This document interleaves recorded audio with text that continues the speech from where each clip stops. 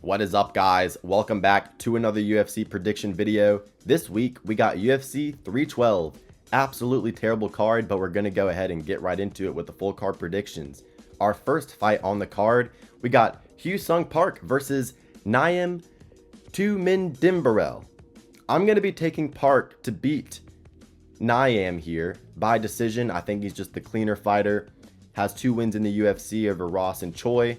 Looked alright in those fights. Seems to be a little bit more technical than Nyam. And yeah, I think he's just going to get the job done here by decision. Nyam lost his UFC debut on the Peter Yan and Figueiredo card. Looked alright, but didn't get the job done. Yeah, we're going to go with Park to win a decision here. Just the cleaner, higher fight IQ fighter. I think he gets it done. 29-28. Our next fight on the card, we got Quillan Salkilld versus Anshul Jubli. I'm going to be picking Quillan here to get a decision. He's the hometown guy. Looked pretty good on the Contender Series this season. And Anshul Jubli, he's not that great. Has a 7-1 record, but, did lose his UFC debut against Mike Breeden, who isn't really a high level of competition, to be fair. And Quillan, he's making his UFC debut here in his home country. I think he's going to be super driven to get the job done. I see him winning a decision here. And I just don't think that Anshul Jubli is all that good. He's got some grappling in his back pocket, but I don't think that's going to be enough to get him the W here in this spot. I think Quillan is going to be a little bit more well-rounded, throw a little bit more volume on the feet, and get the job done by decision, purely just by wanting it more. He's the hometown guy making his UFC debut. A little more momentum behind him. He should win this. Our next fight on the card, we got Kevin Jousset versus Jonathan Micallef. Jonathan Micallef got a nice little submission, I believe it was, on the Contender Series this year. And he looked alright in that fight. But I'm going to take Kevin Jousset to win this one because he does have some UFC experience, has 2 wins, is a city kickboxing guy, so he has really good training partners around him. Clean striker, kind of has a mirror style to Izzy and Dan Hooker. Strikes very similar to them, of course. Training with them at CKB, you'd expect that. But he also does have a decent grappling game, can implement some judo trips, has won by submission in the UFC over Kiefer Crosby, and also took Son Kanon to a decision. Looked alright in that fight, but his loss to Brian Battle, that's a guy that's really aggressive, is going to be in your face. And Jonathan Micallef, he's a little bit more reserved, a little bit more technical, likes to try to, work a game plan in his fights, more so than just go out there and slug. I think that's going to play into Jousset's skill set. I see Jousset winning a 30-27 decision here. I think he's just the higher caliber fighter wherever this goes realistically. He's got the UFC experience, and I think Mr. Jonathan Micallef takes a L in his UFC debut here. Kevin Jousset, he's actually French, but he does live in New Zealand to train at CKB. So it's not like he's going to be completely, the foreigner in the hometown crowd, because Micallef, he is Australian. He's going to have the crowd behind him, but I don't think they're going to be necessarily booing Kevin Jousset either. So give me Kevin Jousset to win a decision. Our next fight on the card. This is actually going to be a good one right here. One of the entertaining fights on the card. Cody Steele versus Rong Zhu. I like Cody Steele. He actually impressed me on the Contender Series. Had money on him there in that spot against Chasen Blair, who is a Cage Warriors fighter who really did come to fight. Looked good in that matchup, but Cody Steele was able to get the job done with a nice little liver shot. Cody Steele, if you look at his record, he does have a lot of TKOs. When you look back at his fights in Fury FC on the regional scene, we've really seen him put it together with the striking, but he's also gotten some ground and pound TKOs. He does have a good grappling base. He's competed in a lot of submission grappling and stuff like this, so he has that in his back pocket. Didn't go to it at all in the Contender Series. I think he was just trying to secure that contract with the TKO, but make no mistake, he is a well-rounded fighter, a good prospect, undefeated, trains out of Syndicate MMA. I rate Cody Steele. I think he's going to be pretty good. Rong Zhu, last time out, looked pretty good actually against Chris Padilla. He got elbowed in the eye, and his eye instantaneously swole up, and it was bad. It was really bad. That elbow absolutely destroyed his eye, and they had to call the fight because of that. But other than that, he's actually done pretty good, especially on the road to the UFC. He had some UFC fights when he was younger, and he got cut because he didn't do too good, but he was really young then. He's only, I believe, 28, 29 years of age now. And he has an aggressive fighting style. Kind of reminds me of TKZ almost. Heavy with the boxing, lots of forward pressure, but I think Cody Steele, he's got nice hands, and he's more well-rounded. He will implement some good calf kicks. He can change levels and take the fight to the mat, stall it out a little bit if he needs to. But I actually think Cody Steele can get a submission here in this matchup. I think he can drop Rong Zhu, and I think Rong Zhu just doesn't have the same caliber of BJJ and grappling experience at a high level that Cody Steele does. I think Cody Steele drops him, subs him with a, rear naked choke, guillotine, something along those lines, first or second round. So I'm going to take Cody Steele by an early rounds submission after dropping Rong Zhu. Rong Zhu's the type of guy, he gives me the vibe of someone that goes really, really hard in camp and in sparring. Maybe that'll affect his chin if he gets dropped here, but he's really overly aggressive in my opinion. So I see him getting caught on the feet, and then I think that Cody Steele will try to finish the fight with a submission. So yeah, give me Cody Steele by round 1 sub. I think Cody Steele, he's going to be pretty good. I don't think he's going to be like top 5 level, but I could definitely see him getting ranked in his UFC career. We move on to the next fight. We have Alexandra fucking Tiptoe Oreo Topuria. Thoughts on Topuria, Ili Aptoro. We actually have Ilia Topuria at home. Nah, enough with the jokes. Ilia's brother making his debut here on this card. Of course, Ilia is going to be in his corner.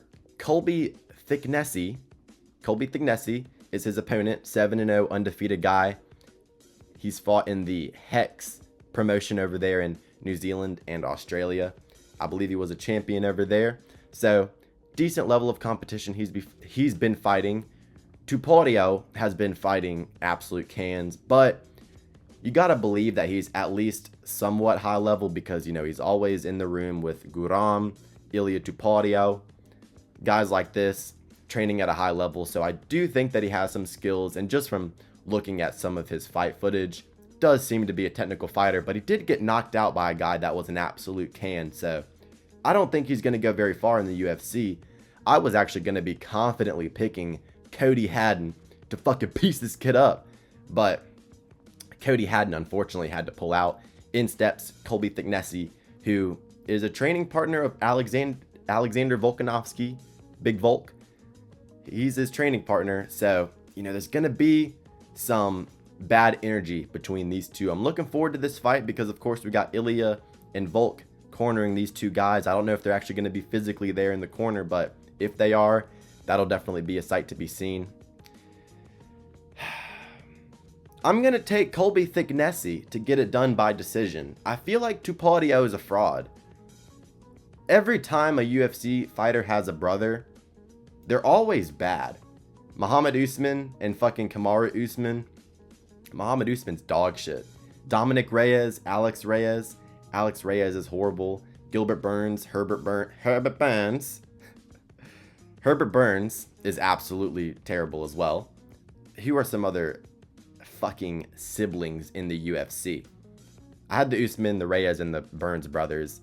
Nick and Nate Diaz, neither one of them were that good, so, not really, but you know what I mean. Normally, brothers, the one that isn't a champion or a champion level fighter, normally they're not that good, is what I'm trying to get at. And Thicknesse, he's coming in here, undefeated record. He's never faced defeat like Topuria has, Tiptoe Oreo. And I think he's going to come in here motivated to get the job done because, he is Australian. He's going to have Volk in his corner. He's going to be the hometown guy. The crowd's going to be behind him. That definitely helps on the judges' scorecards in a close fight. And Topuria, Tiptoe Oreo, I kind of think he just kind of has the, too cool for school mentality like his brother. And I feel like he's going to go in there thinking shit's sweet. And Thicknesse might just come through And just scrape by a win. Scrape by a little split decision. Hometown favoritism W on the judges' scorecards. Maybe he gets dropped with a nice clean hook in the first round, because you gotta imagine Topuria has good boxing like his brother. But I'm gonna pick against Tiptoe Oreo here, and I'm gonna go with Thicknesse to get it done by decision. I'm just gonna fade Topuria because I don't think he's as good as his brother. So yeah, give me Colby to get it done by decision. Our next fight on the card, we have Wang versus Bruna Brasil. I'm taking Bruna Brasil here to get it done by decision. I think she's just going to use the grappling to stink it up and make it a classic WMMA underdog decision win. Because Wang, she's got great striking. She's super entertaining. But, you know, we can't have nice things in MMA. And she also doesn't have good grappling either. She fought an absolute jobber in her last fight. Got stunned on the feet with an overhand and then subbed. Cleaned up right after that. Not a good look, especially in China, as like a minus 2,000 favorite, which was just ridiculous. Obviously, I didn't bet on Wang as a minus 1,000 favorite, and if you did, you're kind of a square, even though I bet on Peyton Talbot, so you win some, you lose some. You can't really handicap MMA. But Bruna Brasil trains with the Fighting Nerds. You gotta imagine, you know, the blonde-haired coach with the glasses is gonna make sure she's practicing those single legs. And I think she's just going to be able to take down Wang, who is a kickboxer. You know, Brazil, she is from Brazil, so you got to imagine she's got some good jits, got some good BJJ. She trains with the Fighting Nerds, so she's not going to fight stupid. She has a good corner. They're going to encourage her to go for takedowns. I think she can get some takedowns going, win a decision on the mat, just stinking it up. Classic WMMA. So yeah, give me Bruna Brasil by decision. Two big underdogs back to back, but I'm kind of just fading the hype of Topuria and Wang there. So yeah, I like Bruna Brasil to get the job done there. Our next fight on the card, looking forward to this one. Vyacheslav Borishev, Slava Claus. He's a sick fighter. Taking on Tom Nolan. He's like the white Jalen Turner. So we got Tom Nolan, hometown guy, Australian. He's built like Jalen Turner. He's about 6'1", really lanky. And kind of fights like him too. Sticks behind the long rangy attacks and lots of kicks. Can mix in the grappling a little bit. Doesn't go for it too often. Slava Claus, on the other hand, he's a, you know, just an absolutely clean, technical Russian kickboxer. Lots of kickboxing experience. And he's a fighter that I really enjoy to watch. His only real weaknesses are his chin. He's got a questionable chin. And he also doesn't have good grappling. We've seen him lose to Chase Hooper, Mike Davis. Those types of fighters with good grappling, they're normally able to take him down, rinse and repeat. But on the feet, this guy can hang in there with anybody. But, you know, like I said, he does have a questionable chin. You look at the Nazim Sadikov fight, you look at the Chase Hooper fight even, and he got dropped badly with a overhand from Chase. And he got dropped twice, I believe, from Nazim Sadikov in their fight that went to a draw. But, you know, last time out looked good against James Lontop. Got a nice clean decision there, which was a split decision, but I saw it 30-27. Slava Claus was doing the much better work. Tom Nolan, on the other hand, good. Came off the Contender Series last year. In his UFC debut, however, absolutely shit the bed and got stained by Nicholas Mota, knocked out cold. And the thing about Tom Nolan is, Slava Claus has a bad chin because I think, you know, lots of hard sparring. He's kind of an older guy, does train at Team Alpha Male. And I think that Team Alpha Male, you know, you think about Cody Garbrandt, guys like this, they tend to have bad chins. Maybe they go too hard with the sparring and, you know, the chin checking in the sparring sessions at Team Alpha Male. Who knows? I've just noticed that a lot of their fighters tend to lose durability really quickly. But Tom Nolan has absolutely horrible durability as well. And I think that that is because of his weight cut. Like I said, he's a super long, rangy fighter, and he's definitely got to cut a lot of weight to make 155. And that has definitely hurt his chin. You look at his first two UFC fights, you know, got stained by Nicholas Mota, clean hook on the chin, out cold. And then in his next fight against an absolute short notice can that they literally got, who was working the line at Chipotle, he actually got me a burrito, you know, not too long before he took that fight. Yeah, he was working the Chipotle line. Dana White came in and said, hey, Victor Martinez, you want to come in here and fight Tom Nolan? He said, sure, fuck it. So he was fighting a Chipotle worker in his second UFC fight. Victor Martinez, I believe his name was, and just didn't impose his will. I mean, the dude was literally about 4'7" reach. He had like a 3-inch reach. He literally had stubby little T-Rex arms, and he was about 4'7". He was fighting Hasbulla in his fucking second UFC fight, and didn't impose his will, didn't do too good. And in the second round, Victor Martinez came through with a 3-piece and overhand that absolutely sat down Tom Nolan on his ass. And Tom Nolan was like a minus 1,500 favorite in that fight. Got dropped by a super low level fighter, like I said, a Chipotle worker. And that was a terrible look. And his last fight was on UFC 305, fighting Alex Reyes, Dominic Reyes' brother. And that dude just is not good whatsoever. And it was a competitive fight. You can't have a competitive fight with Alex Reyes and expect to be able to survive Slava Claus. Borshev's gonna knock him out, dude. First round, I got Borshev getting it done with a nasty KO because Tom Nolan just doesn't have any pop. He's got the long, wiry man striking where you can kind of catch you with something long that you don't see over the top or, you know, around the guard. Because he did end up KOing Victor Martinez. He does have decent shot finding ability, but if you're not putting away Alex Reyes, it's going to be hell on earth for you in there with Borshev. I think Borshev chops the legs up, you know, implements some good body kicks, and then eventually Tom Nolan's going to be backing up.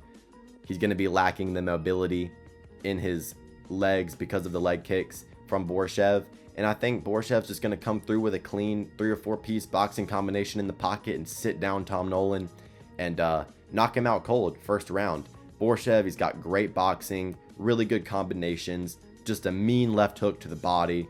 He won against Chris Duncan with that on the Contender Series. Borshev, beautiful liver shot against Chris Duncan.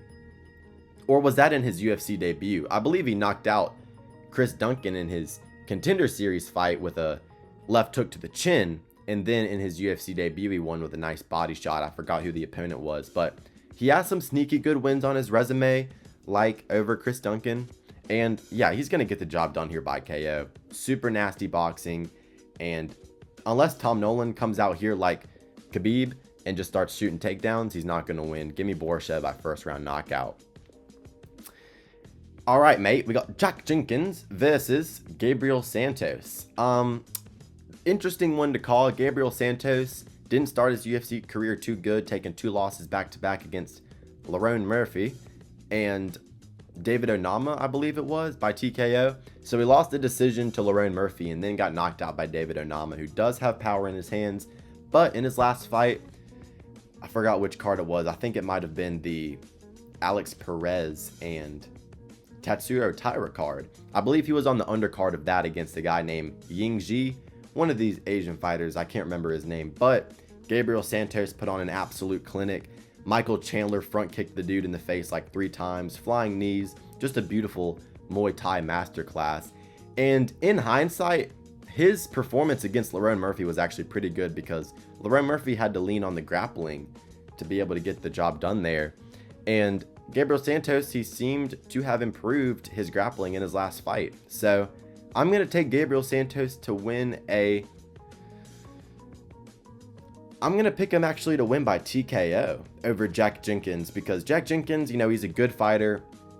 Had a good win last time out against Herbert Burns, but that's just a low level of competition, and it took him until the 3rd round to get him out of there. And it was almost semi-competitive, so not a good look. Jack Jenkins, you know, before that as well, he fought Chepe Mariscal, and it was a close fight until the arm injury. It was kind of like a fluke grappling transition. Jack Jenkins dislocated his arm. So, bad injury there. You know, in his first 2 UFC fights, he did all right. But I'm going to pick Gabriel Santos here. I think he's just much cleaner. Unless Jack Jenkins is able to really get the grappling going at a high pace and a high level, I think he gets outstruck pretty handily here on the feet. So, yeah, give me Gabriel Santos. All right, next fight on the card, we got Francisco Prado, the Argentinian Dober versus Jake Matthews. hard one to call because Jake Matthews, he's a guy that if you want to beat him, you're really going to have to just go in there and slug and catch him on the chin. But last time out, he did all right versus Phil Rowe. Phil Rowe, though, in that fight just literally didn't throw any volume whatsoever. Phil Rowe, in his fight versus Jake Matthews, thought he was going to be able to win on slips and shoulder rolls. He would literally like slip a jab, shoulder roll the right hand, and then he'd like mock him, but literally was landing no strikes. Phil Rowe fought like a dumbass in that fight. Jake Matthews just, jab, body shot, leg kick, just beat him with the fundamentals, out-volumed him. Prado, similar situation in his last fight, but his last fight was against Daniel Zellhuber, who I do think is a higher level of competition. I picked Prado to win in that fight because I thought that, he would be able to get in on the inside where Zellhuber does kind of get rocked when people get in close. I mean, we saw that in the Ribovich fight. So that prediction isn't aging horribly, but I think that it's hard to rely on Prado because something that looks absolutely horrible on paper is a 3-round decision loss to Jamie Mullarkey. You can't be getting decisioned by Jamie Mullarkey and, me confidently pick you. But, in his next fight after that against Azaitar, looked good and won with a spinning elbow. But, that was just kind of a highlight reel moment. Didn't really look too good pillar to post. But in the Daniel Zellhuber fight, he came through and just started slugging for the fences. He's a guy that I respect him because he's aggressive, doesn't try to go out here and play the tit for tat game, doesn't have a long reach. He just doesn't have the skill set for that. He's a guy that needs to go in there, be aggressive, swing from the hips and knock you out. He fights like how Vettori should fight.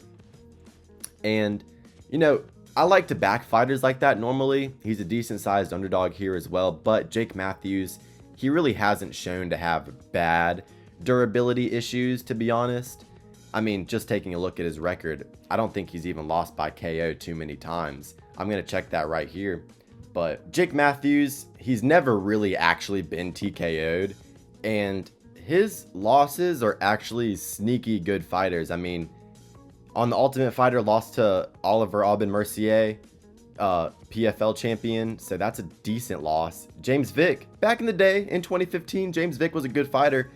And, I forget sometimes how long Jake Matthews has been around. I mean, this dude's been around for fucking ages. He's been in the UFC since 2014. But, a sub loss to James Vick, ground and pound TKO.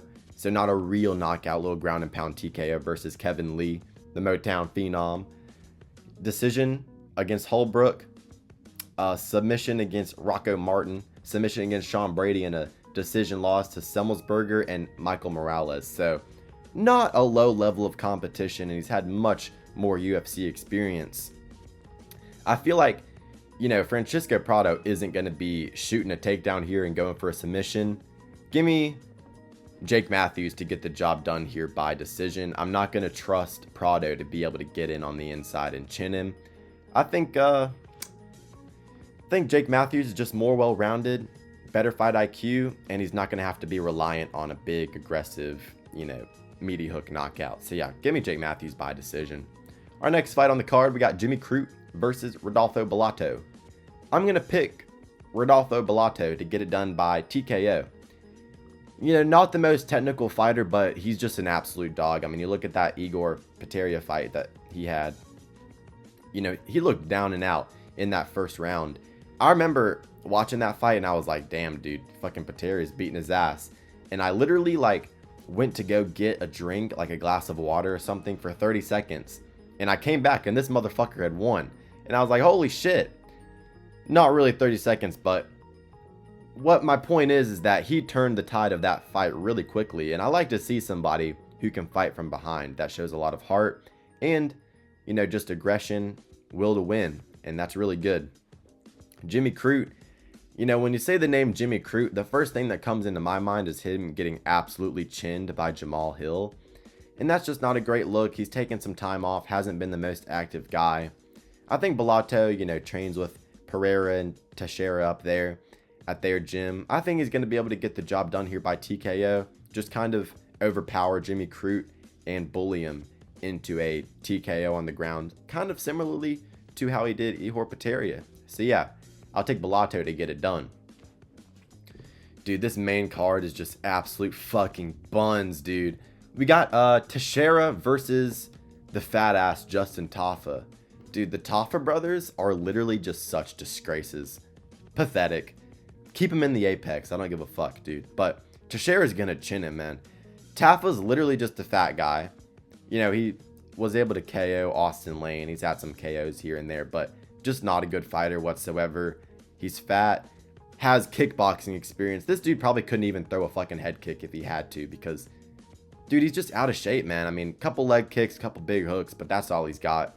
Teixeira, he's raw. He's not a, you know, super clean technical fighter, but what he is a physical specimen. He's like 6'8", super long fucking reach, nasty power in his hands. He's just going to go in there and plant a right hand on Justin Tafa's face and knock him the fuck out in the first round. Very confident in that. You know, Teixeira, he's got all the physical advantages. He's younger, faster, stronger, has a longer reach, hasn't lost in the UFC, undefeated. Justin Tafa, slower, sluggish, doesn't have good cardio. I'm sure Teixeira probably doesn't have good cardio either, but at least he's not fat like Justin Tafa. Dude, I literally think the Tafa brothers are some of the biggest cans in the sport, let alone in the division and the sport, you know. He ain't fucking winning this fight, let alone, you know, fucking getting a TKO. The only way he'd be able to win this fight, I think, would be if he just got lucky, maybe hurt him with a leg kick, gets a couple takedowns like Pavlovich versus Rosenstrike, something like that, but I don't see that happening. I think Teixeira is just going to go in there and stain him.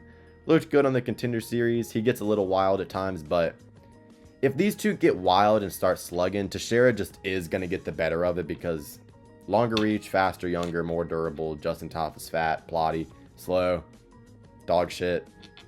That's all there is to that fight. Teixeira's getting the job done by round 1 TKO. We move on to the co-main event. Zhang Weili versus Tatiana Saurez. Now, there's a lot of people trying to be sharp and pick Tatiana Saurez by decision, man. Tatiana Saurez by sub. She's got the grappling, bro. Dude, none of that shit matters. This is exactly like Valentina Shevchenko versus Alexa Grasso. Everybody was on Alexa Grasso. People were writing off Shevchenko, saying she's old, she's washed up. There are levels in this sport in men's MMA, don't get me wrong.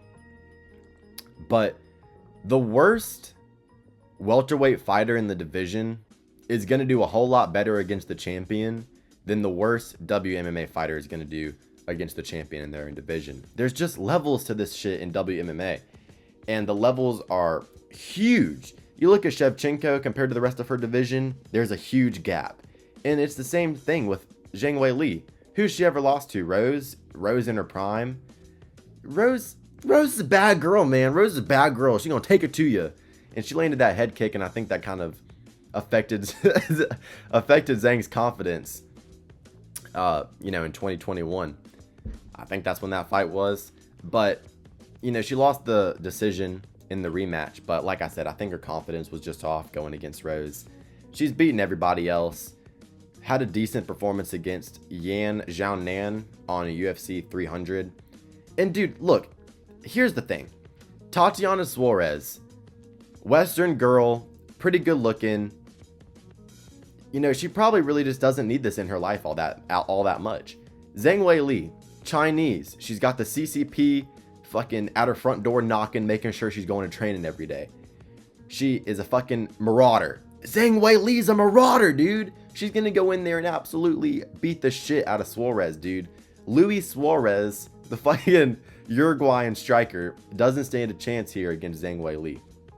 It's going to be the same type of performance that Shevchenko put on against Grasso. I think Zhang Weili 50-45 dominant decision, maybe a 50-44. I won't be surprised with a TKO, but look, the thing is that she's fought in way higher levels of competition. Rose, Joanna, you name it, way higher levels of competition. Tatiana Suarez, who she beat, dude? Like Andrade? I don't even know WMMA that deep. I'm literally a casual when it comes to WMMA, but Dude, you don't think that Zhang Weili can stop a couple takedowns from Saurez? Bro. Zhang Weili is like definitely much stronger than Tatiana Suarez. The female Khabib, bro. Stop trying to be too hardcore. Stop trying to be sharp. Zhang Weili is winning this fight. How the fuck is she an underdog? How the fuck is Zhang Weili an underdog to Tatiana Suarez? I might be missing something. I really might be missing something. I'm not going to act like I've gone through and just really studied the tape here. I haven't. But this is just a system pick. It's going to be the exact same as Shevchenko versus Grasso. Easy 50-45 for the champ, Zhang Weili. She ain't losing her belt to Tatiana Suarez. Zhang isn't going to lose until she's like 40. She's just that type of athlete in WMMA. She's way better on the feet, not even a competition there, and I'm sure she can stop the grappling. I mean, unless this is maybe like a Nunes versus Pena situation, which I don't think people are really seeing it as because of the odds at least. Zhang's winning this fight, man. Zhang's winning this fight. Don't try to be sharp. All right, we move on to the main event of the evening. Duplessis versus Sean Strickland. I'm going to be taking Duplessis to win a decision again. I just rewatched my original prediction video on and Strickland the first time, and I actually had a very, very good read on the fight. I ended up picking by TKO. I even said that if it went to a decision, I couldn't see Sean Strickland losing over the course of 5 rounds. But in terms of just the stylistic matchup, how it would play out, I hit the nail on the head. And I think we're going to see pretty much the exact same fight. And let me get this out of the way. Sean Strickland is just not that guy. He just simply isn't a championship caliber fighter, in my opinion. Yeah, the Dricus fight, the first one, may have been close on the cards, which I didn't expect. I thought that Dricus would do well early and fade. But as we know now, Dricus's cardio and his just willingness to go forward and never stop will carry him to winning decisions. I just rewatched their first fight yesterday. I think you can make a very good argument for Dricus winning that 4-1. I think he pretty much dominated all of the rounds after the first round. I know a lot of people gave round 5 to Strickland, but I think Dricus did enough for you to tip that cap to him in that round as well. I think genuinely there's a better case for 4-1 Dricus than there is for 3-2 Strickland. I did not see Sean Strickland winning that fight a single time I watched it, not even live, even with the damage that he put on Dricus with the jab. But look, like I said in my original prediction video, Sean Strickland, he's the guy that goes in there, he starts too slow sometimes. You know, he actually started well against Dricus in the first fight, which was surprising, and then he faded. But he's a guy that tends to start slow. He has to make reads. And since they already fought once, maybe there won't be as big of a feeling out process, which I think is going to favor Dricus, because once you get the timing on Sean Strickland and once you figure out what's going to work on him, you can start to have more success. You look at the Jared Cannonier fight when he started backing him up, going to the body. He started having a ton of success, and Dricus did the exact same thing and did very well with it. He did very well at stepping through with combinations, not just throwing one shot. It's very hard to just hit Sean Strickland with a sniper shot, one shot, something clean. Very hard to do that unless you're Pereira. We saw that in the Izzy fight, but Dricus is so good at just, it's not clean, it's not technical, it's not skilled, but he just goes forward, bumbling and stumbling, and he throws 5 punches and then ends it off with a left head kick. And it's highly effective against a guy like Strickland. Yeah, he'll block the first one, he'll parry the second one, shoulder roll the third one, but that 4th and 5th is going to land on the chin, and then that big body kick or that big head kick is going to land. Dricus did very well with the kicks in that first fight, invested well with the liver kicks, head kicked him on various occasions, which scored big for him in that fight. And I suspect he has a lot of success with the kicks, did well against Adesanya with them as well. And I think that Duplessis, he's not going to get touched up as much in this fight. I think he's going to prepare himself to defend the jab. Realistically, what it comes down to is what's different this time. Not much. The only thing that Dricus has to change going into this fight is going to be his jab defense and his teep defense. All he's going to have to do is practice a couple slips and a couple of parries, and he's good on the jab.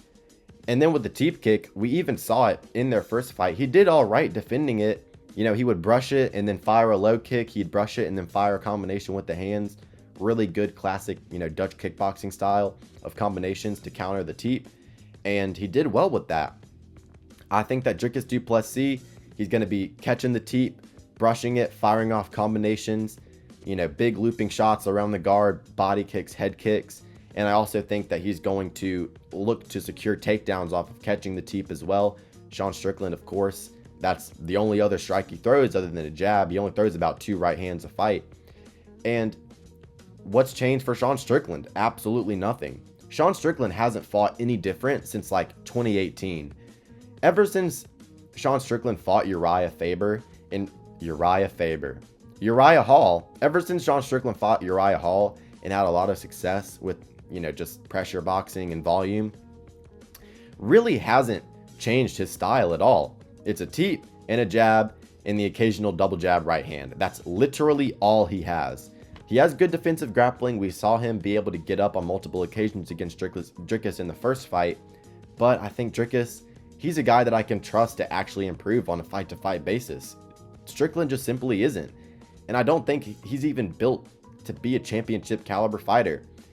I think, honestly, dude, Sean Strickland would never even be in this title picture. He would have never even got the belt if Izzy hadn't gone into the fight against Sean Strickland absolutely drunk as a skunk, hungover. Izzy was drunk as a skunk in the octagon that night. So you can't really count that win too deeply. You can't really count it too much because, you know, prime Izzy would stain Sean Strickland. Sean Strickland, you know, Izzy was literally taking shots in the back room before he even walked out. He thought he'd be able to beat him, didn't have a training camp. He said, I just beat Alex Pereira. Let me go to the beach, drink, chill, have a nice little hometown dub, easy dub over Sean Strickland. I'll get me a little first round KO. I'm pretty sure all Izzy did for that fight camp was hit the bag a couple of rounds and do a couple of laps around a track. He basically went into that fight with no camp and drunk as a skunk. So Sean getting the belt in the first place was kind of fluky. Dricus Duplessis, on the other hand, you know, he just always puts a fucking stamp on it, man. Sean Strickland, how many fights has he gone to a split decision in the UFC? You know, Jared Cannonier, Paulo Costa, it's almost always a fucking split decision with Sean Strickland. He's gone to like 7 or something in the UFC. I'm pretty sure he holds the record for most split decisions. And that's because his style is absolutely dog shit for winning a decision. And also, he doesn't have any finishing potential. So his style is almost counterintuitive. It's almost redundant. Because he just doesn't do enough. Yeah, he has okay volume with the hands, but it's just nothing for the judges to look at unless he's able to pitch a shutout against Izzy and, like, you know, drop him with a right hand or something like that. His style just looks horrible to the judges because there's not enough activity. Most of the time, there's not a lot of damage. We saw that in the split decision against Paulo Costa. He won that fight, but Paulo Costa, you know, he had his moments, and it was enough to make him, it was enough for him to make a judge think he won. And Dricus Duplessis, he's a guy that you know is always going to do enough every single round. You don't know that about Sean Strickland. You can't trust him to let his hands go more. You can't trust him to be more aggressive because he always fights the same way. Dricus, he's tough as a fucking dog. He's a dog on a bone whenever he's fighting. He's never going to give up. He could be down by 1,000 fucking strikes. He's still going to push forward, maraud on you, and try and knock you out, sub you, go for the finish. And even on the cards, you know, his big, ugly blitz where only one of the 4 punches land, that still looks better than one jab and one teep from Sean Strickland. You know, Strickland can land 5 of his little pussy-ass teeps to the belly button. One of Dricus's big round kicks or big head kicks, that counts so much more to the judges, especially in terms of damage, impact, and just not cumulative damage, but immediate damage. Dricus does all the immediate damage. Even when trying to score their first fight, if you're going to give Sean Strickland the second round, the only reason you could really give him the second round was because of the damage to Dricus's eye. But my argument against that will be, most of that damage was done in round 1, and it just swelled up in between rounds. Jenkins definitely got round 2, 3, and 4. You almost can't even make an argument against it, in my opinion. And I honestly think he got 5 as well. So, you know, I don't think that Strickland is going to be able to do as much damage in the first place, especially because Jenkins, you know, he knows he's going to need to defend against that jab. I think that Jenkins is just going to be able to outwork him again. And also, something to take into consideration, don't forget that Sean Strickland got cut badly in the 3rd and the 4th round against Jenkins. Jenkins hit him with a nice elbow and also a nice right hand that opened up that cut even more. I don't believe it was a headbutt, because it happened right after Jenkins landed the punch. They got in the clinch, then it started bleeding. It was almost like just a slight delayed reaction. I'm almost certain that the cut was caused by the elbow and the right hand and not the headbutt. And Strickland's face was covered in blood. And also, when fights start to get away from Strickland, when he's down on the cards, he doesn't turn it up enough. He just simply doesn't. He should have known going into the 4th and the 5th round that he needed to absolutely put the foot on the gas. And in the 5th, he did a little bit better, but, you know, he's just not very technical. He's not ever going to be able to just land something to put Jenkins out cold. And I think that Jenkins is going to start to get ahead in this fight a lot earlier. Because, you know, the first 3 rounds were kind of competitive. And then the 4th, Jenkins really took over. I think that 1st and 2nd round in this fight, Jenkins is going to win. And then at that point, Sean Strickland just really starts to question himself. I really think that he doesn't have a very good ability to fight from behind. Jenkins does. Jenkins was down on the scorecards, in my opinion, against Izzy. And still just bumbling forward with overhand lefts.